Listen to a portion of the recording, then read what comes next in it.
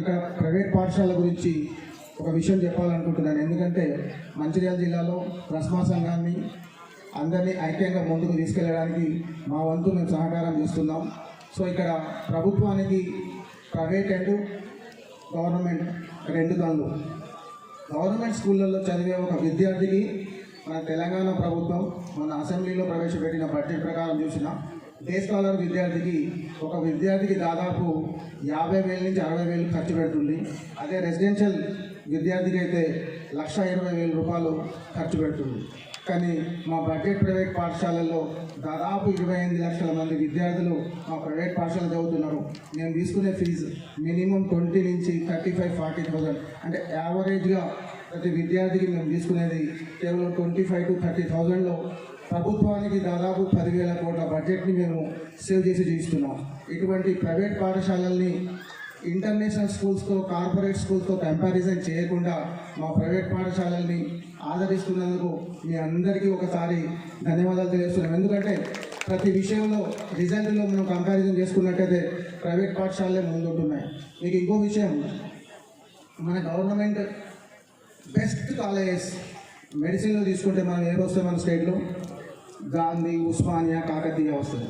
అదే best IIT తీసుకుంటే అదే ముంబై, చెన్నై, మనం ఢిల్లీ, ఖరగ్పూర్ వస్తుంది. ఇటువంటి బెస్ట్ కాలేజెస్ని రన్ చేసేది ఎవరు?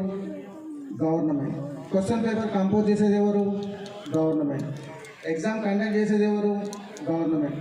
కానీ బెస్ట్ ఐఐటీస్ని తయారు చేయడానికి, మెడిసిన్స్ డాక్టర్లను తయారు చేయడానికి ఎవరు అవసరం వస్తుంది? ఫర్ ఎగ్జాంపుల్ రామకృష్ణాపూర్లో గవర్నమెంట్ స్కూళ్ళలో చదివిన పిల్లల్ని తీసుకుంటే ఎంతమందికి ఈ ఐఐటీలో సీట్ వచ్చింది? 1%, 2%. రిమైనింగ్ 98% స్టూడెంట్స్ని తయారు చేస్తున్నది మా నరేందర్ రెడ్డి లాంటి విద్యావేత్తలు. సో ఒక పరంగా ప్రభుత్వం ప్రైవేటు యాజమాన్యాలకే సపోర్ట్ చేస్తున్నట్టు అనిపిస్తుంది. ఎంత బడ్జెట్ పెట్టినా ప్రైవేట్ పాఠశాలలు, ప్రైవేట్ కాలేజీలు ముందుకు రావడం లేదు. ఎందుకు? గవర్నమెంట్ ఇంత ఖర్చు పెడుతున్నా ఈ 75 సంవత్సరాల భారతదేశంలో మన తెలంగాణ రాష్ట్రం చివరి నుంచి ఇంకా 3వ స్థానంలో ఉంది. సో మేమే లేకపోతే, ప్రైవేట్ విద్యా సంస్థలు లేకపోతే మన లిటరసీ రేట్ ఎక్కడికి పడిపోతుంది? ఒక్కసారి మీరు అందరూ ఆలోచించాలి. సో అదేవిధంగా మేము నరేందర్ రెడ్డి అన్న గురించి ఒక విషయం చెప్తాను. ఎందుకంటే మా ప్రైవేట్ విద్యా సంస్థలకి ఆయన ఇన్స్పిరేషన్, మోటివేటర్. ఎందుకంటే మాకు దిక్సూచి, మాకు కర్త కర్మ క్రియ, మా విద్యా సంస్థల్ని ఏ విధంగా నడపాలని ఆలోచన చేసినప్పుడు నరేందర్ రెడ్డి అన్నని మేము ఇన్స్పిరేషన్గా తీసుకోవాలి.